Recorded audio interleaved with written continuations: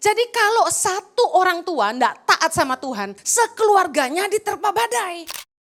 Bagaimana cara kita untuk menjaga hidup kita tidak dikuasai iblis? Mari kita juga akan belajar sama-sama. Penyebab kutuk. Yang pertama, ketidaktaatan terhadap firman Tuhan atau melawan kehendak Allah.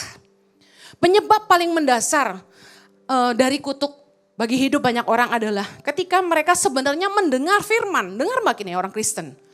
Sebenarnya mereka tahu firman. Ke gereja udah ribuan kali. Hafal ayat banyak sekali. Ngerti firman Tuhan. Tapi tidak taat atau memilih tidak melakukan. Contoh yang paling sering dan simpel. Mengampuni aja.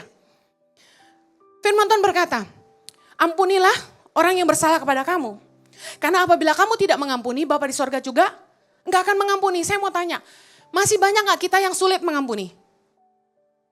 Kelihatannya sepele.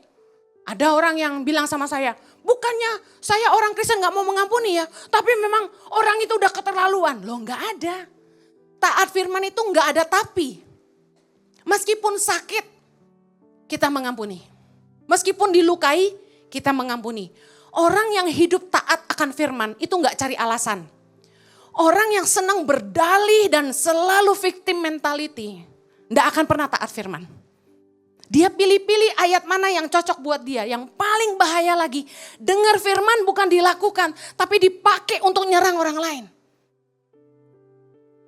Penyebab orang bisa kena kutuk adalah gak taat. Bangsa Israel gak taat.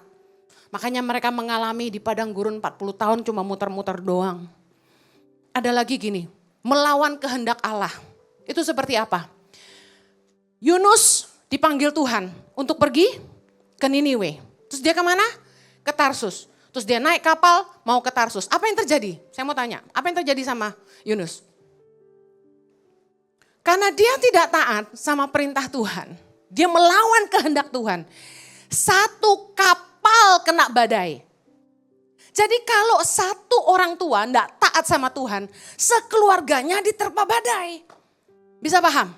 Ketidaktaatan menjadi celah untuk iblis masuk, malapetaka masuk dalam hidup kita. Jangan tidak taat.